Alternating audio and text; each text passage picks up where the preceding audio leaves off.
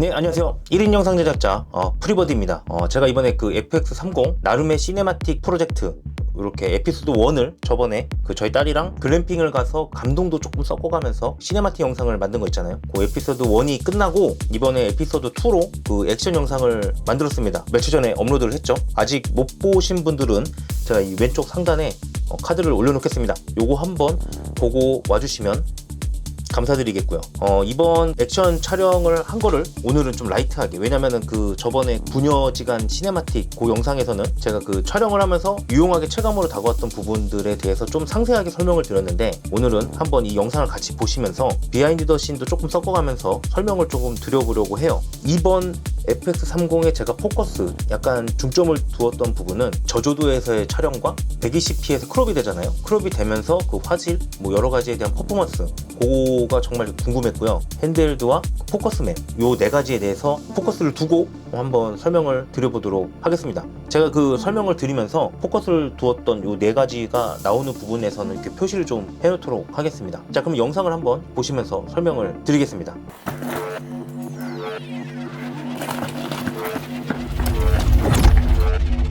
이 장면이 원래는 도주씬이 있는 마을, 거기에서 촬영이 됐어야 되는데 저희가 4시 반부터 6시 까지 촬영을 했습니다. 1시간 반 정도 촬영을 했는데, 그래야지 이제 스튜디오 들어가서 액션 이제 본격적으로 촬영을 하니까. 근데 그 1시간 반 동안 해가 진짜 빨리 지는 거예요. 그게 눈으로 보여요, 지는 게.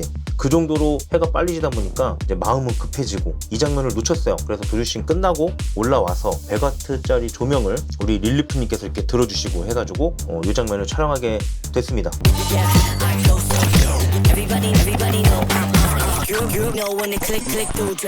이번 영상의 컨셉상 좀 글리치 효과를 좀 과도하게 사용했습니다. 원래는 그 드론샷을 지금 180도 편집해서 돌린 거예요. 원래는 이제 아래에서 위로 쫓아가는 장면을 드론 감독님께서 이제 촬영해 주셨는데, 영상만 보면 그게 이쁘긴 한데 요 다음 샷을 보면은 좌에서 우로 이제 이동하는 게 조금 더 잘 붙을 것 같아서, 조금 미묘하지만 좀 좌에서 우로 이제 좀 이렇게 이동을 합니다. 그런 샷의 훅업 때문에 이렇게 한번 180도 돌려봤습니다.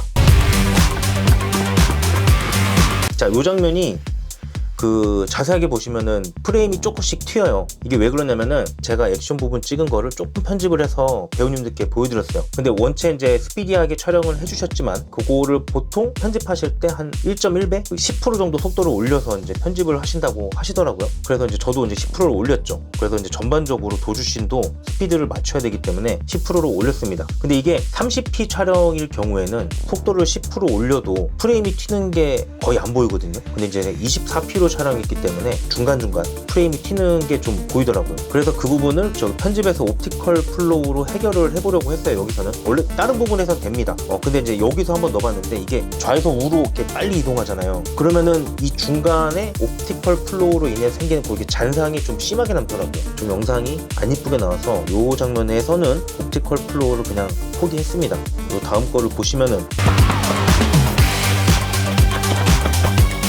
정면으로 올 때 있잖아요. 이때는 옵티컬 플로우를 적용했습니다. 원래는 이렇게 조금씩 톡톡 튀는 게 보이는데 옵티컬 플로우를 사용하니까 튀는 구간이 좀 안 보여요. 근데 여기서 이제 좌에서 우로 빠지잖아요. 이때는 아까 말씀드렸던 그런 잔상이 좀 심하게 남더라고요. 그래서 정면으로 올 때는 옵티컬 플로우를 적용하고, 이렇게 좌에서 우로 빠질 때는 옵티컬 플로우로 이제 끄고 이렇게 편집을 해봤습니다.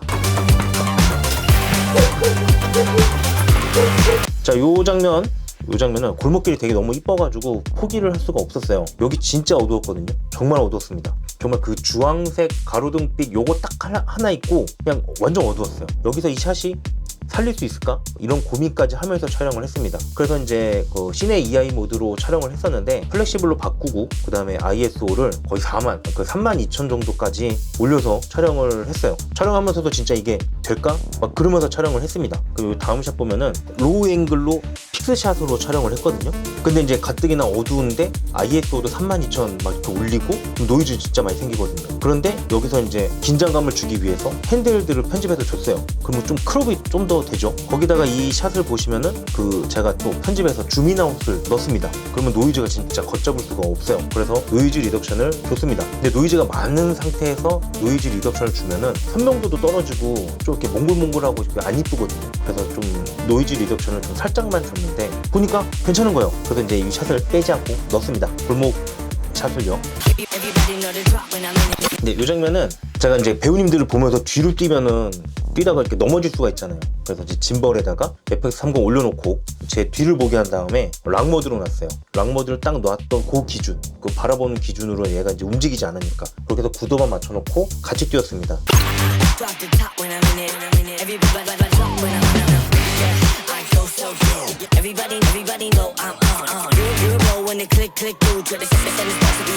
여기 보시면은 천장에 조명을 설치하게끔 또 돼 있어요. 그래서 제가 이제 600W짜리 조명 2대를 이렇게 설치를 했고요. 이 스튜디오 자체에도 조명들이 되게 많았어요. 근데 좀 가운데에다가 집중하고 싶어서 주변부에 있는 조명들을 다 끄고요. 무드등만 몇 개 살려놓고 600W 조명 2대만 의지해서 촬영을 했습니다. 소프트박스를 달까도 고민을 했는데 그러니까 조금이라도 빛을 확보하기 위해서 리플렉터만 달아서 촬영을 했습니다.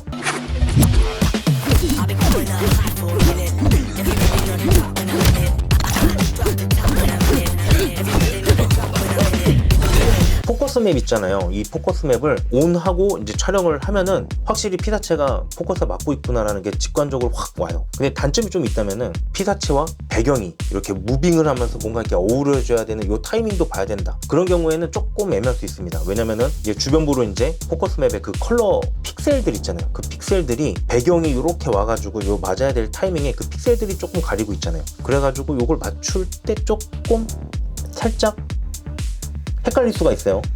그런 게 조금 단점일 수는 있지만 정말 포커스가 맞냐 안 맞냐 요거 확인하는 거는 정말 포커스 맵만큼 좋은 기능은 없다고 저 개인적으로는 생각을 합니다.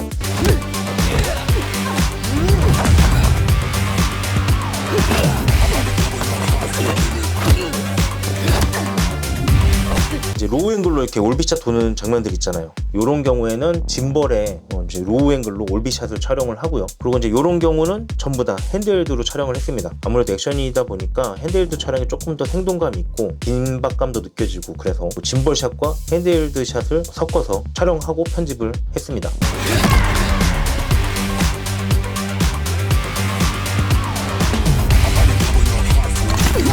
120p 슬로우 모션이죠. 안전이 최우선이잖아요. 거리가 좀 있었어요. 슬로우 모션을 넣었는데 거리까지 많으니까 현실감이 조금 떨어지는 거예요. 요거 2차 촬영 때 다시 한번 촬영을 해보자. 그래서 최대한 다치면 안 된다 라고 이제 말씀을 드려가지고 할 수 있는 한 가까이 현실감 있게 날라차기를 뒤돌려차기야? 아무튼 그거를 해주셨습니다. 근데 요때 1차 때는 1020 G 렌즈를 달아서 완전 초광각으로 로우 앵글로 촬영을 해서 스튜디오 배경 쪽에 요 무드등이 나오면서 더 이뻤거든요, 뷰가. 2차 촬영 때는 1635 GM으로 꼈습니다. 근데 이제 120p에 크롭되고 풀프레임 렌즈를 껴서 또 크롭되고 제가 생각했던 이제 배경도 시원하게 보이면서 로우 앵글로 슬로우 모션을 딱 촬영하고 싶었는데 그거는 조금 포기해야 했어요. 가까이 붙어서 이제 뒤돌려차기, 날라차기 그거를 했으니까 요 장면을 사용할 수밖에 없었습니다. 자, 여기도 보면 이렇게 2D 이펙트를 넣었고요. 이게 없는 것보다 확실히 2D 이펙트 좀 들어가니까 이거 좀 재밌는 것 같아요. 10点去吧。好的好的，挂了啊。不是你们两个人中谁先跟我去啊？谁先跟我去？ 이 뒤에 보시면은 이제 나름의 쿠키 영상을 좀 넣었어요. 저 1차 촬영 당시 아무래도 저 혼자 모든 걸 이렇게 세팅하는 게 좀 힘들어서 수 액터 레슨에서 이 배우님들께 좀 약간 도움을 요청했습니다. 근데 이 배우님이 중국어를 잘하신단 말이에요.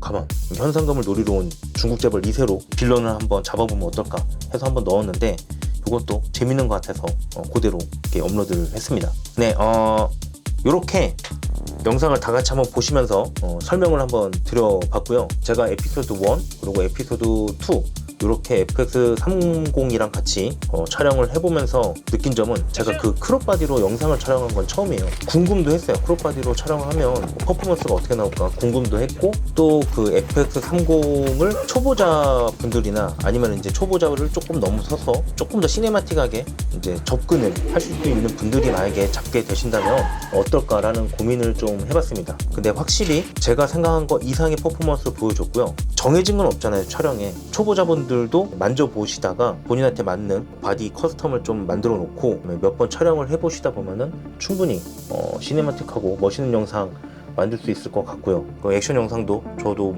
개인적으로는 되게 마음에 들게 나왔고요. 오늘 영상은 여기까지고요. 이번 영상이 요만큼이라도 도움이 되셨다면 구독과 좋아요 부탁드립니다. 감사합니다.